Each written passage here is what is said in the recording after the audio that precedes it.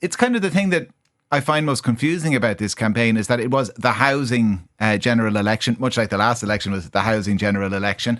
And we had a period whereby the government could point to, increased building and more planning permissions and more activations and more commencement notices and more social housing and all of this. At the same time, house prices went up, rent went up, homelessness went up, record homelessness figures announced on the day of the election. And the government and the people, in light of all of that, re-elected the same government. This is difficult for me now, Kieran, because you gave the answer in the question. But the truth is, this was supposed to be the housing election. And in fairness to Sinn Féin, they put a very different housing policy on the table for people to look at.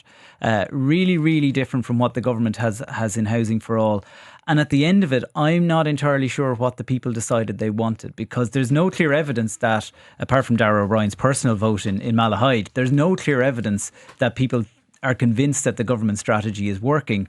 But perhaps there was fear to go with a new way, to change the direction of travel at this point. And I think perhaps in the latter days, that debate around would the banks give money to the Sinn Féin proposition, would they lend mortgages for the affordable housing scheme? Maybe that hit home with a few people, but I don't think the housing question is answered by this election at all.